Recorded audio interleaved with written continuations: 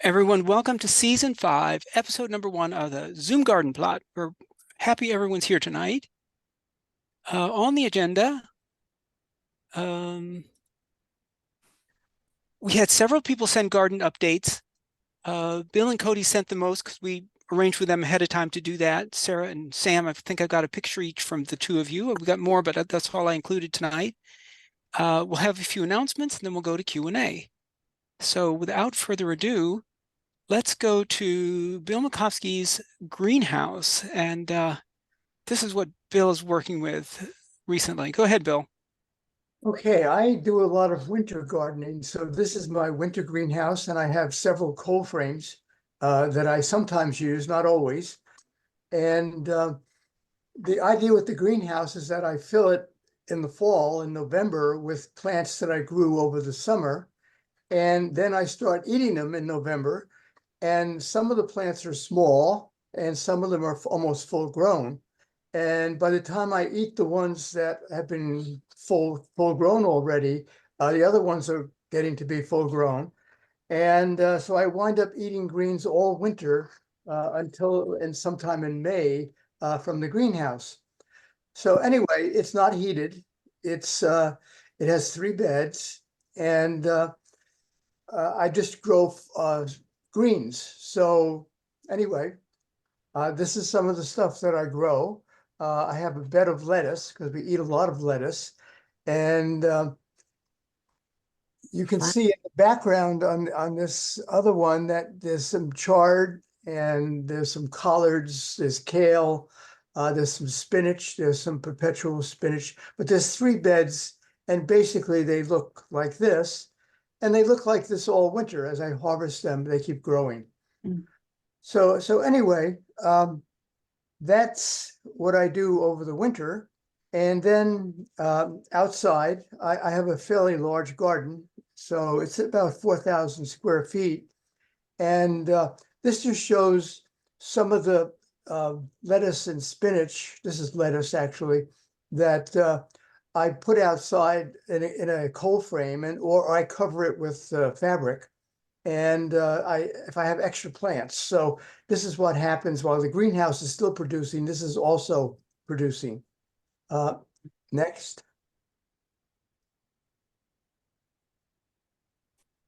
Yeah, okay. On the right, you can see this is early on in the season before the plants have gotten big.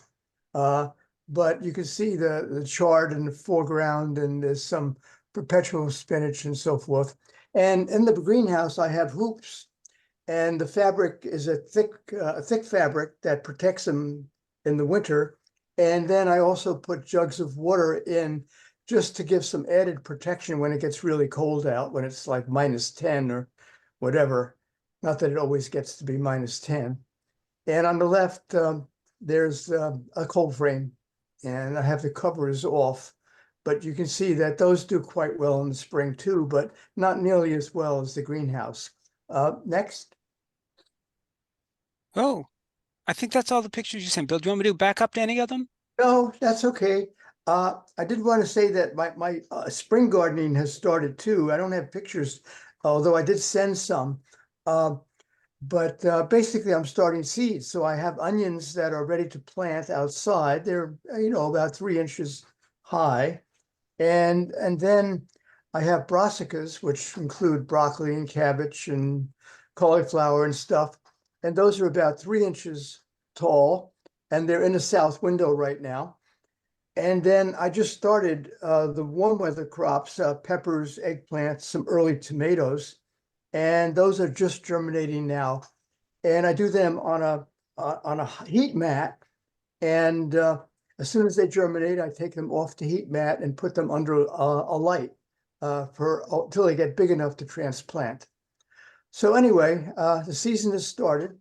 The difficulty I think we're going to have this season is the erratic weather. I think it's going to be very hot this summer, but it might also be very cold, and we don't know, and we don't know how quickly it's going to move from one to the other.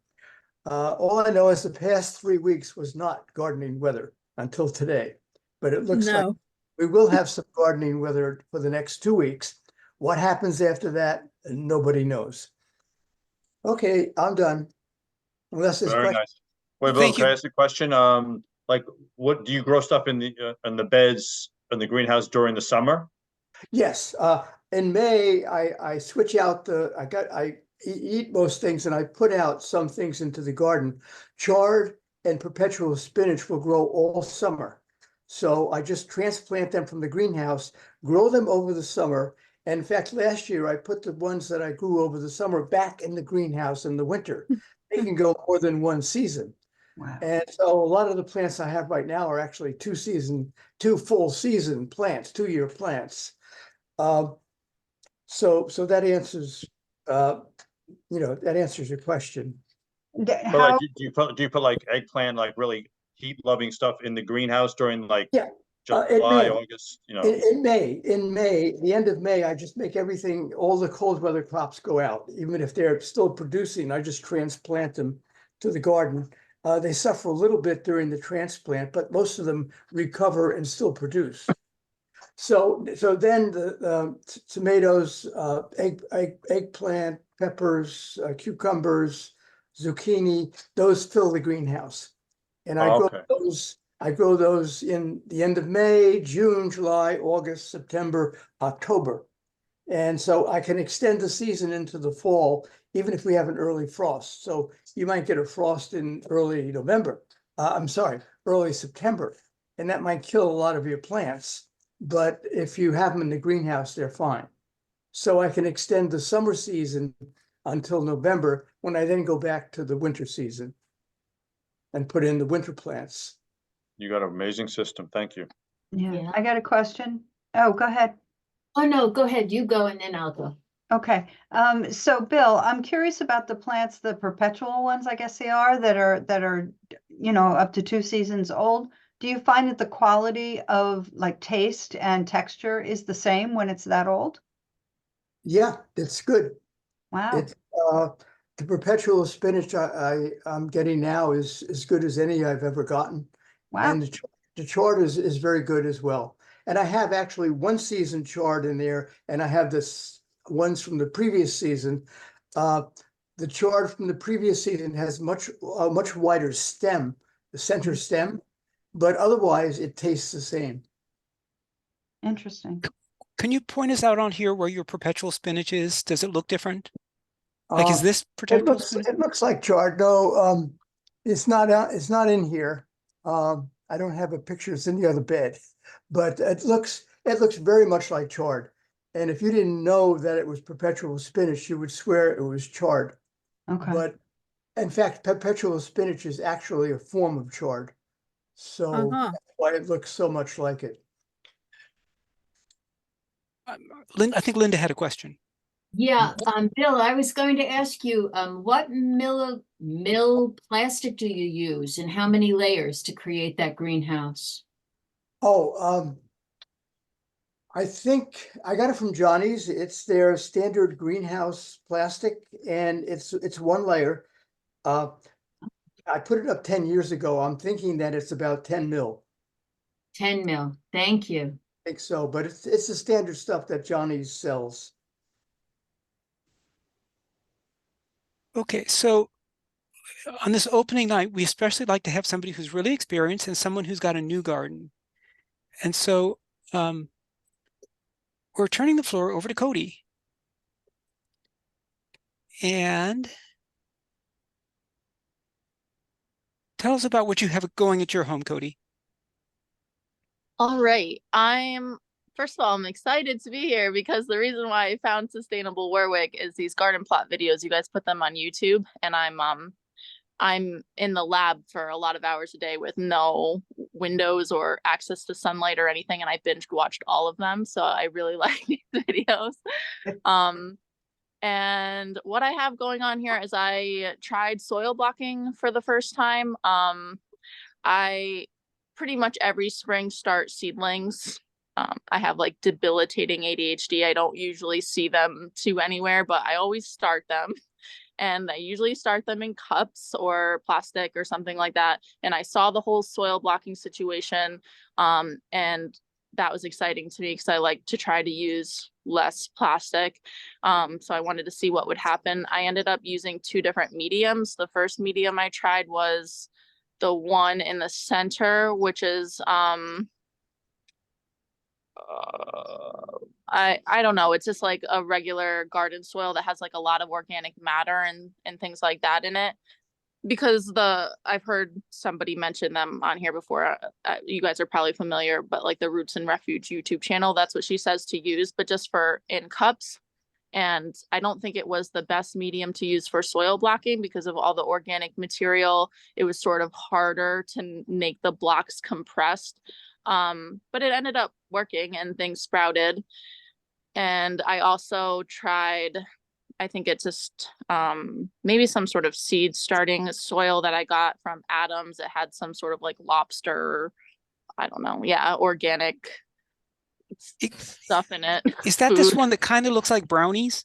Yes, yeah, that's the finer, it's like finer material. And that ended up, it was easier to compact, but then it sort of fell apart more. But it also worked. And then I mixed into both of them the Trifecta Plus. I forget what breakdown of nitrogen and such that fertilizer is, but it comes from My Gardener, and I just mixed it in so that the seedlings would have lots of food as they go on. And I promised my husband that I would only try a couple of different varieties of things, because usually I try and plant like 15 things. I get really excited and everything dies. So I just did tomatoes and peppers, but I ended up doing, I don't know, like 5 or 6 varieties of tomatoes because I got excited. And there's Black Beauties that get really dark purple, and there's the New Jersey ones that are shaped like peppers.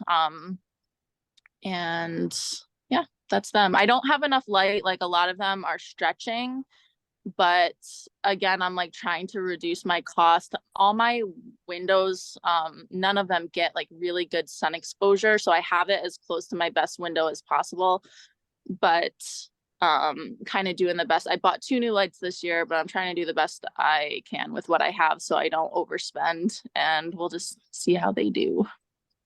Do you have a heat mat under there by chance? So I have a heat mat, one heat mat that I have under the peppers. And I didn't want to buy any more, but I germinated the peppers on top of it. And then I heard Bill say he turns his off or something once they sprout, but I don't know it. I just left mine under there. I don't know if that's okay, but I don't have any under the tomatoes. Bill, do you want to comment on that? Oh, well, one thing with the lighting, that you can put the lights as close as 1 inch to the plants, and you don't have to have lights 24 hours. So you might be able to like put the plants, half the plants under your lights for 12 hours and the other half, the other 12 hours, which would give you some more space to have more plants. But also when they just start, if you put the lights about 1 inch away, they will be sturdier. The plants will come up sturdier.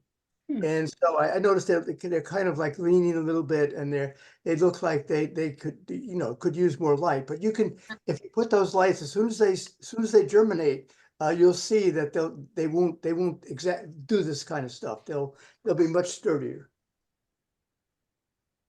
Good to know. And by the way, Sarah is the resident soil block expert. If you want any advice. Nice. I don't know if it's kind of fake news, but I heard somebody say that like if you pet them, they get stronger because they're like you're kind of agitating them. So I kind of pet them every time I walk past them, and then I have a fan on them too to just constantly they're sort of swaying. Well, the fan and brushing them is supposed to help strengthen the stems somewhat. On the soil block, I know you want to reduce plastic, but I get a nursery tray, the standard size nursery tray, and I put all my soil blocks packed into the nursery tray, which they don't have drain, and then I put them on top of something else that makes it stronger. But I put my heat mat underneath the tray, and that way, as you're watering, it keeps the soil blocks together better. They don't crumble. And the other advantage is you can move them around. It looks like you have them on shelves. But if you Yeah. have them in trays, you can rotate them and move them in and out and you know, all that. So Yeah, they're on baking sheets on shelves. Well, that's good. I guess you can move them around, so that's good. Yeah, yeah. well, if you buy a bunch of plants at the garden center, usually you can scrounge up some trays from them to put them in. I mean, I bought a whole bunch of them one time and I save every pot and tray situation and reuse it until it cracks, but it's something to think about. And yes, Thank you should have your lights lower. Okay.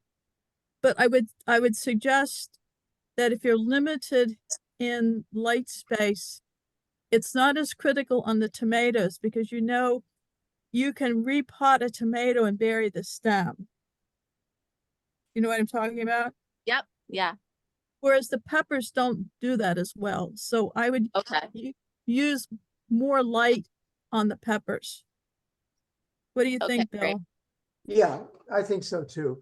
But again, if you get them when they're really small and give them enough light, they don't tend to get so leggy. And Right, which right. they'll all be better, including the tomatoes. Yeah, no, more light is better. And some of us might have extra plastic trays lying around if you need to borrow some. Thanks. Let's see. Oh, yes. And tell us about this picture, Cody. What's going on here? Yeah, so but the deer, I'm sure you all know, they come through and they do everything. Last year I had some peas that had really taken off. My girls love them. My toddlers love to go out there and pick them and eat them fresh. And then they were just kind of mowed to the ground. So this year I am going to try, I had a fence around them, it didn't work. So this year I'm going to try, my plan is to try an electric fence, low voltage with I don't know, a solar, you know, I don't know what it's called, like the power part. And Right. The solar fence. yeah, the charger, I think you call it. And then the wire is just like a fabric wire that's bright yellow. So my kids can see it. And I also have sort of like a hoop house, I think you call it, that sort of looked like Bill's situation. That looked really great. I'm excited. I still have to set it up. It's probably a little late in the season. It won't be as beneficial, but at least when we get into fall, it'll be good. And then I have some raised beds that are metal, which I don't think is ideal, but you know, they were affordable. And then at Tractor Supply, I'm planning on getting probably 2 or 3 of the cattle panels to just bend in between the raised bed. So hopefully I can have like vertical space for the tomatoes. The peppers, I think I'm actually sending to my parents' house for their garden space. I'm going to be focusing mainly on tomatoes. That's a lot to do between now and the time to start putting things in the ground. Yeah. Or I should say the soil, because if you have raised beds, then you're not a flat earth gardener. So that's different. Yeah, I'll probably hold off on the fence project. You know, I'll probably get the raised beds done and get the soil put in. And what are we in Warwick? Are we like 5 weeks out till our last frost now? In You never know. Yeah. May 7th, May 15th is supposed to be it, but nowadays we really don't know anymore. So Yeah. Plenty of time. Okay. And just Cody, and what is your daughter's name? She's also Cody. She's Cody Jr. Sweet. Okay. So do we have any final questions or comments for Cody? No, good luck. Thank you Great for job. sharing those pictures. We really appreciate it. And we hope you'll keep us updated. This is a last year picture from Sarah. But she just sent this message. You want to say any more, Sarah? Well, Bill is talking about the, overwintering. My overwintering is pretty simplistic. We really don't go to the garden in the winter. Our garden is at a community center. It's not at anyone's house. So this arugula, I like the lazy garden method. I let the arugula go to seed last year, and this was a second crop from letting the first crop go to seed, which I had cover over it, not hoop cover, but just cover laid on the ground, the ag cloth, and it made it through the winter. And there's also some kale that reseeded, and it made it through the winter. So we have in this same bed quite a nice little amount of kale, and we ripped everything out of that top bed with the people standing around it and put the beets in there and filled in this other bed we were working on. So Okay, very nice. If people have comments or questions for Sarah. You have a dedicated crew. It's been kind of cold on the weekends, but Mm. I guess you it was got them out always- there. it was it wasn't bad we skipped Easter, but yesterday was good, today, tomorrow good, and then we're back to rain. So it was a narrow window to get people out there and continue cleaning up. And then let's move on to Sam next. Could I ask a quick question about the peas? Sure. In one of these Zoom garden plot videos on YouTube that you guys did, there was a discussion with how most people start the peas earlier, but somebody had said that they start their peas later in April and they end up overtaking the ones that are started earlier. Does anyone have like an opinion about that? I actually put in peas since there wasn't snow on the ground. I took some leftover seed and I put it in the ground for like St. Patrick's Day. I did too. Right. And honestly, our big projects this year, we're redoing our trellis. We have this very large trellis, which had to be redone. And we're redoing replacing the irrigation system. So the trellis wasn't available.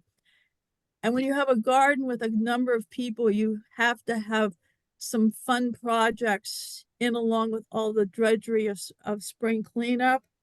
So I put some peas in with, if they come up fine, if they don't come up fine.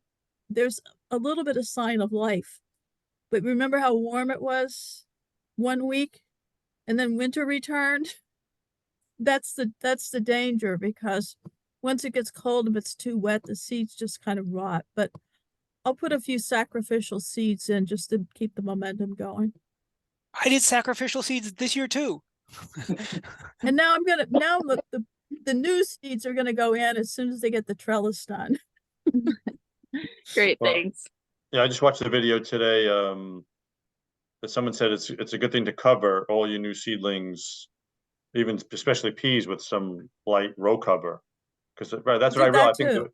the I did birds that were the birds were getting all my peas. I realized they just went down and picked them right out. So I'm gonna try it this year. Hopefully, I've had very bad luck with peas, but hopefully that might help.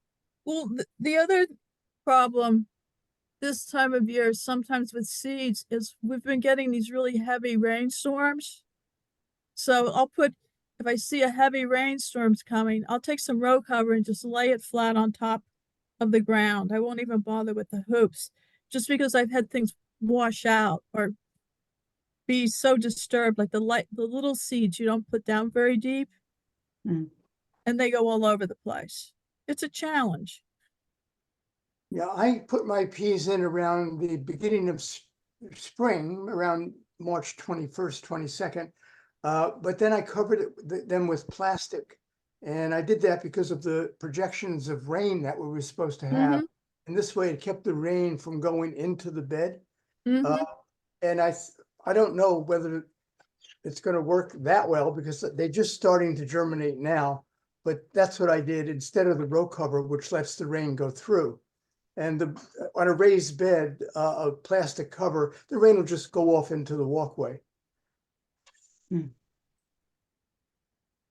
other thing, any other comments on peas? Okay, so we're going to go back, but the one thing I do want to throw in, I think I mention this every year, Cody, you got to get your girls to start singing that song. You know the one, "Let There Be Peas on Earth." It's so cute to hear the children singing that song. So heartwarming. I'll have to look it up. It's a spin-off of Let There Be Peace on Earth. Exactly. You just Okay, you I just will. change a I'll- word and off you go. Michael makes his annual peace on earth joke. Peas on earth. Well, I'll have them do it just for you. We're great. We'll be happy to get them on video and share them on you'll sign the waiver, right? Okay, Sam, Absolutely. Everyone needs to see my cute kids. go ahead, Sam. All right. And glad to I be just, back. Sam, Yep. I'm sorry. I just picked one of your pictures. The contents look pretty similar, so I just picked Okay. one. So That's fine. That's fine. I had some other pictures of some starts that I started a few weeks ago, but I forgot to add that, but that's all right. Yeah, so this is my garden at the moment. I just started those 2 beds that you see there on the right last year. So this is my second year growing growing the garden. If you see on the left, the picture's a little dark, but there's green border there. So I don't know how long it's been there, but that had like let me see, half a foot probably of worth of mulch there that I completely dug out, broke up the soil in the ground there. I had some extra soil that I used to create those beds there, so I just mixed it in to break it up so it was a little more loamy. So I'm excited to have more space now to grow some more stuff. I think I missed a few meetings last year, but I had a tomato in that big bed there and it grew 18 feet. I was probably collecting about 200 tomatoes every 4 or 5 days. Yeah. So last year went pretty well. Wow. Hoping this year goes a lot better. This time I'm more prepared because last year I started late. I started those beds in I started one in like late May and the other one sometime like towards the end of June, the smaller one. But this time I'm more prepared. I have some stuff that I started. I think I have some kale, tomato, lettuce, some herbs like basil, cilantro, oregano, stuff like that. So I'm hoping to be more on top of it this year, and hopefully it's better than last year, even though last year was really good. I'm hoping the in-ground bed does very well this year. We'll see. I should have did a soil test, but I didn't. I'll probably do it next year. But I need to get some more compost as well so I can add more organic matter to that bed. Sam, looking good so far. Sam, I hope you don't mind I change your name temporarily. You're welcome to change it back later. But I do have a question for you. So what's your thinking about what you're going to put in that new ground soil as opposed to the raised beds? The raised beds was brilliant. I mean, it obviously worked out so well. What's your strategy for this other ground soil that you're working with now? The in-ground, I don't know yet. I still trying to decide what I'm going to do. I was thinking maybe the tomato, but I'm just going to do that in the bed again since I already have like the arch there. So I'll just have it go to the side and then come around over the arch again. That went pretty well last year, so I'll do it again this year. I have spinach there growing as well and peppers, so I might put them in there. And I do plan on maybe throwing like a few sunflowers and stuff like that to grow there. Just for display, really. Yeah, I really don't have much of a plan of what goes there. I have to see how the sun tracks too. I didn't track it last year in that spot, so I have to see how much sun. You also want to be aware of where the sun comes. You don't want to shade stuff Yeah. out without realizing it. Because if you have an 18-foot tomatoes and sunflowers, well, you got a lot of shade. Where the big bed is, during like peak time during the summer last year, I probably got a solid, it was like 5-6 hours of, if it wasn't cloudy, just straight sun, which was pretty good. The bed maybe an hour less just because of the tree that's there. Once it starts growing leaves and stuff, it gets shadowed. But this area here where the bed is, where the in-ground bed is, I didn't track that. So I don't remember how much sun that got. So now this year I have to see, how much sun I get there. And then I can better prepare next year, for the crops that'll do well in that area. I really don't know. I'll have to see how things go this year. Okay, very good. We're a little bit past the halfway mark already. Does anyone have final comments or questions for Tomatoes, not Tomatoes R Us, Sam? Okay, in that case, I think we should go on to our break. As we know, it's time to do our shimmy in place. You can, don't you know about this, Linda? So No, everyone I knows don't. it's hard on a human body to sit still for a whole hour. So we encourage people to take a minute. You might want to turn off your camera, stand up, move around a little bit, kind of shimmy in place. Stop video. Okay. Cute.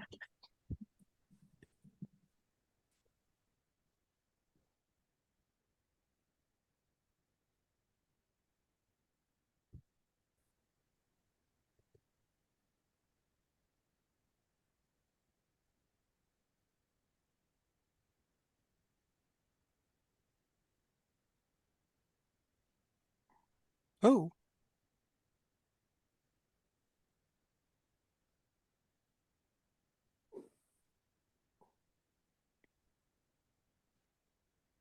When everyone's back, I wonder, is Christy isn't back yet.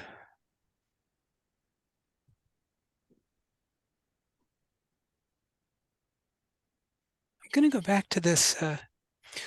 Christy, I'm wondering if you could put a few links in the chat. Like if you could put a link in the chat for the green events calendar, Okay. that would be great. Mm-hmm. In case you haven't heard, there's a green events calendar for Warwick this spring. It's got a lot of stuff in it. I've got a couple announcements for events here. I didn't know if Chad has something to add, but our Pollinator Pathway Committee, we're doing something really interesting this year. Once a month, we'll be meeting at Mountain Lake Park. And last month we went there, Linda was there. Linda came from Cornwall with her friend. One of the people we were walking with pointed out this one group of trees. There's a couple hickories. What else was there? There's a cherry. I think there was an oak. A couple of other things. It was a cluster of like 7 or 8 trees, I'm going to say. And what she suggested that we do in this spot is make a safe landing zone.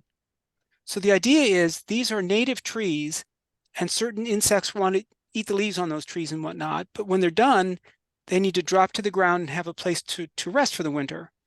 So what we're going to do is early in the spring, we're going to try to inventory all the plants that are there. And we know some of them are really invasive, like the bittersweet. And so we identify stuff and remove what's invasive or not helpful, keep the rest, do some other prep over the summer. And then by the end of the summer, we want to basically plant understory plants, things that would be, good companion plants for the trees that are there. So it'll become a little section of the park that won't need to be mowed. It will be sort of sectioned off, and it's not that big. So our next meeting, like I said, will be this Saturday, 3 p.m. at Mountain Lake Park. And pollinators@sustainablewarwick.org is our email address if you want to contact us about joining that or getting on our email list. About how long do you think you'll run, Michael? The meeting? It's a Oh, half an hour plus how much work time? Right. So it'll be a half an hour of discussing our committee business, but then go on and get our hands dirty and like that, and maybe a half an hour, an hour. Okay. And we'll basically just help out with other things at the park, do a certain amount of cleanup at our spot. And then, if we've done enough, then there'll be other things we'll look for to help with. Okay. There's this event for rainwater catchment and composting. Peter Lai and Jim Hall he's doing on composting, and Peter Lai is doing the water catchment. Jim, of course, has appeared on Zoom Garden Plot in the past. orangeenvironment@gmail.com if you want to contact them about that. And we're selling these signs. These are huge signs. They're 23 inches, and they come with a little stand. And we had the Plant Natives Fair this last weekend at the library, and I told people it was $15, but a lot of people heard me say it was $50. So what I'm telling you folks tonight, here's the announcement. It's discounted from $50 to $15. Get them while they're hot. Stock up before the porters get them. This is your lucky break. You're the first ones to learn about this huge discount. You could email again. It's pollinators@sustainablewarwick.org, or you could put a little message in the chat to Sally, who's taking care of this for us. Are there other announcements people want to share? Oh yeah, I forgot to mention, I'm also doing a composting workshop, and Sunday, April 21st at our community garden, Common Ground Community Garden in 13 Poplar Street. It's more of a basic strategies, in home composting, and showing how to really best utilize a 3 bin system, and also introduce people to our garden, which like Sarah, we're an open shared garden, not one where you have to buy your own individual plot. So that is going to be April 21st at 11 a.m. If you want to pop details in the chat, maybe that would make it easy for people to sign up. The final signs are a little bit different. They look a lot like these signs that I have on the screen, but they look a little bit different from this. Okay, and now we're on to the question and answer section. And is it good to mulch before or after transplanting or direct sowing? I'm going to stop sharing.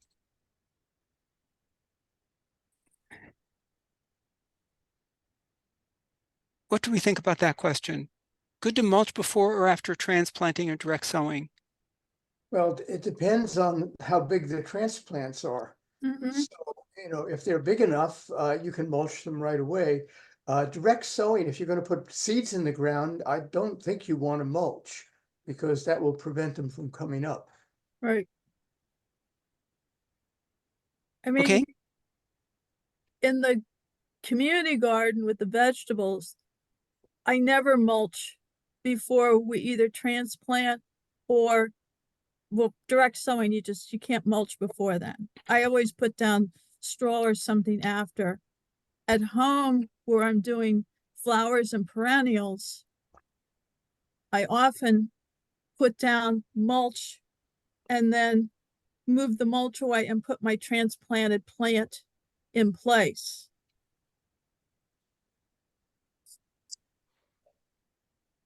So I guess if you have an herb bed, for example, put down the mulch and just move it away and put your plant in.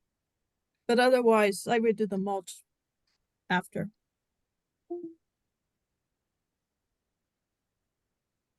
Yeah, I usually early on I wait a little bit to mulch, because I feel that sometimes that maybe also brings on some critters that they kind of could sneak under there. So I let things heat up, but then I do mulch heavily after a week or two after putting seedlings and things in the ground. But that's just my own personal opinion.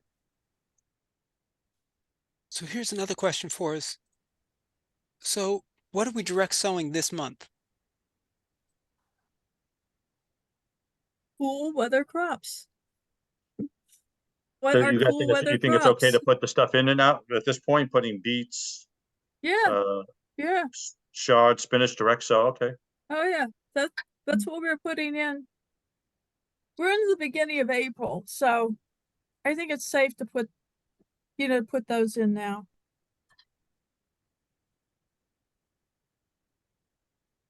Yeah, I put big seeded vegetables in, like radishes and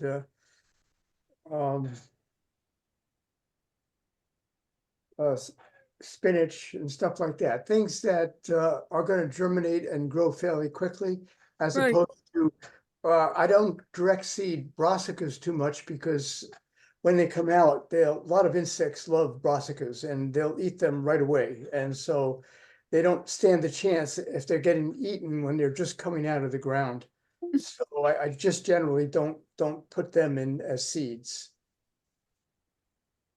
Do you have any success with brassicas in your cold frame or hoop house? Yeah, the hoop house, I have a lot of, I would have the chard isn't a brassica, but I have, the kale and I have collards. Those are the two things that I grow over the winter that are brassicas, and they both do well. But they both also go to seed fairly quickly as it gets warm. Right now, most of the collards really want to go to seed, and I have to keep cutting them down to keep from doing that. But then they send out little tiny leaves, and they kind of give up. And the kale is still doing fine, but the chard and the perpetual spinach don't mind the heat, and so again, they'll grow for the next month and a half in the greenhouse, and then I'll just put them outside, and I'll grow them all summer, and then I'll put them back in the greenhouse if they're okay. So, so anyway, that's what I do. Is there another way to lower the pest pressure for the brassicas? Well, yeah. If you put some of the netting over them, like the fabric, that'll keep the insects, most of them, unless they happen to hatch underneath the fabric, but it'll keep them off of them when they're small. I do that when I put out my brassicas. When I plant them, even if they're 6 inches tall, I will protect them because I know that the bugs are going to go right for them. So I'll put the fabric over them with a hoop, one of those little metal hoops, and then put the fabric over it. And I do that with a lot of plants that I think are going to get a lot of insect pressure. Gotcha. I found we have those little flea beetles, and there seems to be no getting rid of them, but they only make little tiny perforations in the arugula. So we just live with it and eat the arugula. But the brassicas, in our garden, the spring is relatively safe, but whenever I've tried putting large plantings of brassicas in, like a second harvest in a second planting in, say, August for the fall, that's when they get eaten alive. So I think it's also, depends on your own garden, which bugs have dug in for the long haul, and you're not getting rid of them without pesticides, which we don't want to use. So sometimes you just have to experiment.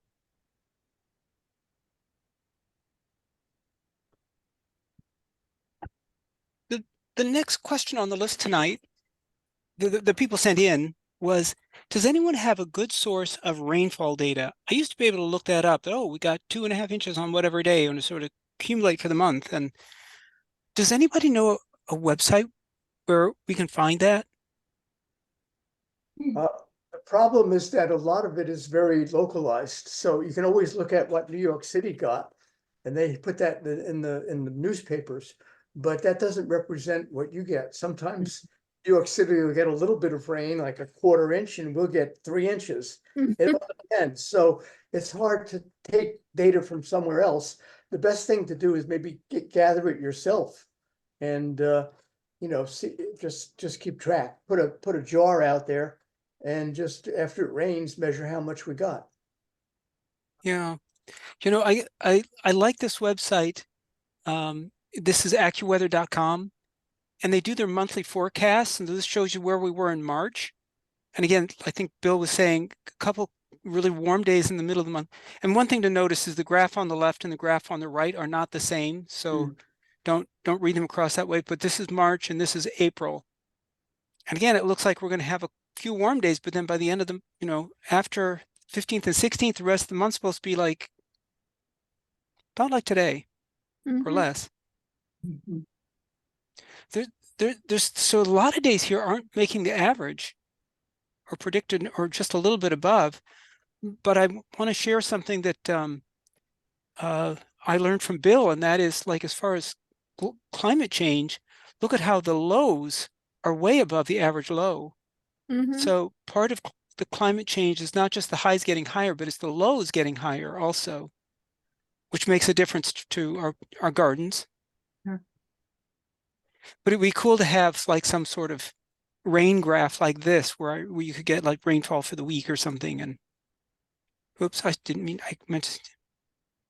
Do I've people been- like those? Yeah, I've been keeping track over the last month, and I think New York City claims they've had like 15 or 16 inches. I think we've had more than 20, because sometimes when they get a rainfall, we're getting a bigger rainfall. Right. We may have had up to 20 inches over the past month. It's not exact, but we know we got a lot of rain if you just keep track. You know, my father, I mean, I grew up where people farm, and my father kept track of the temperature and the rainfall every day of his life, and, you know, in these little notebooks. So somewhere in Ohio, there's notebooks with rainfall and temperatures for every day of the 1950s and 1960s and possibly the 40s. Wow. I'd be interested in seeing that. Yeah. Mhm. So if you're gonna, Bill, if you're checking the rainfall, you said you use a jar and you just measure it? But yeah, well, a plastic jar in the winter, but in the warmer weather, I'll just use a jar. And I go out there and I stick my finger in and say, okay, that's 2.5 inches, you know. I don't measure it to the millimeter or to anything like that, but just to get an idea how much we had. And again, it can be very different over very, small locations. You can Oh, get very yeah. rainfall. You can buy these little plastic rain collectors that you just stick Yeah. out in the garden. And it gives you, you know, like 1/4 inches. You can see how much rain. Actually, someone put one in our garden, which we don't really look at because we don't go there every day. I always wondered how accurate they could be, because, you know, if the rain's coming this way and the jar is like this and it's missing part of it, you know what I'm saying? I want accuracy. It's hard to make it too accurate. It's Right. just, it's not a really accurate type of Right. thing. There's a YouTube video somewhere. Yeah, I'm sure. I'm sure. So do we have more questions from the floor?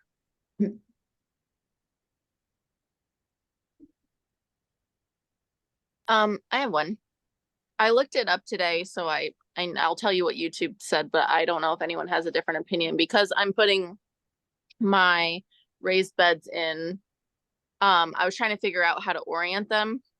So, the side of my house, I don't know how to describe to you which, like, north, south, east, west, but since I'm doing a raised bed, and then I'm putting the cattle panel from one to the next to make the arch, I was trying to figure out what way the bed should be oriented so that it would get the most amount of sunlight. And the YouTube channel that I looked up today said that you should have the bed going north south, so that when the sun rises in the east and sets in the west, at least the sun is like getting all of the arch. And I don't know if that's true, but that's just the first one that I clicked on because I was trying to determine which way to orient the beds. Yeah, that makes sense in the summer. But if your beds, you're going in the spring, summer and fall, then the sun starts moving more to the south. And so then a bed that faces the south makes more sense. So it depends on the season that you're growing. But in the summer, you probably maximize your sun east and west, and that would make the most sense. I have all mine facing south, and I'm careful not to shade the plants with other plants. So always put your big plants in the back and your little plants in the front. And other than that, I don't worry about it too much. There's plenty of sun in the summer. So, I don't know whether it matters that much, whether you get a lot more sun or whether you have enough sun already and the plants are just happy with it. So I didn't answer your question. It's okay. I What- do have the cattle panels set north to south so that the sun does as much as possible east and west. And they tend to produce quite nicely. I've only had them 1 year. So, but I did get a lot of squash, and I've got garlic out there now, and it's very happy in the beds that are the raised beds below the cattle panel. Oh, okay, great. That's another question I have. Thank you for mentioning garlic. I planted garlic around my chicken coop in the fall. When does that get harvested? Oh, I Probably need to- July. Oh, okay. Okay, right. When it's partially brown, when it starts to Yeah. brown, okay? And once it starts to brown, it means that it's getting ready, and it will probably be in July, but it could be a little earlier or a little later than that. So you just have to look at the plant dies and tells you, I'm done, Right. and that's the time to pull out. So Do you with know this to cut garlic, the scapes off? yeah, I'm saying, don't forget the scapes. Those are the delicacies. Right, Mm. right. You'll Right. see those a few weeks before it's done, they're curling over and you cut those and yeah, definitely get that. That's really nice. Yeah, Those that's a scarlet scapes. sign it's getting there. How high is your garlic right now? Mine's up about 5 inches at this point, 5 or 6 inches, I'd say. Yeah, about that. Yeah. Should I be doing anything with it? I feel like I kind of forgot about it over the winter, and now that it's warming up, should I be like watering it or anything, or does it kind of Yeah, just? that's the beauty of garlic. You just put it in and walk away. Well, Yeah. as Bill just told us, the last thing it needs is water at this point. True. Okay.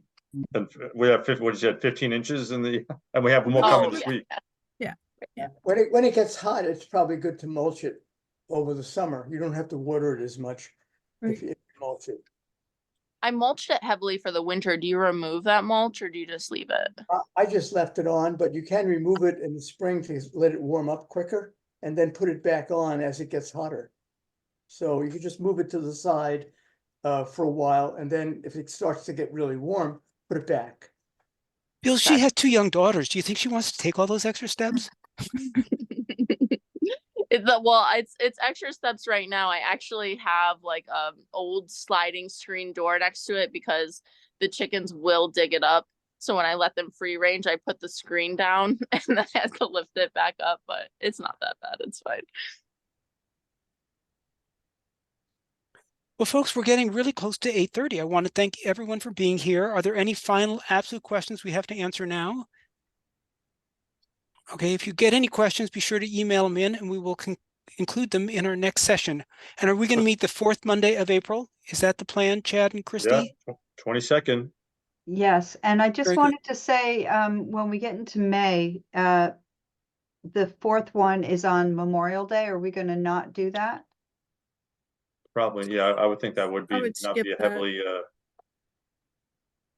I guess we'll have to talk about that, but probably not, right? Yeah. Very yeah. good. I wouldn't do So, that. so the general plan is to go the 2nd and 4th Mondays of the month for the first part of the summer, and then toward the end we go to one Monday month. And anyway, we'll let you know in advance. But definitely 2 weeks from today we'll be back. So send those questions in, and happy gardening. Yes. Thanks, Thank you. everyone. Bye-bye, All everyone. right, Good to bye-bye. see you all again. Good evening. Bye.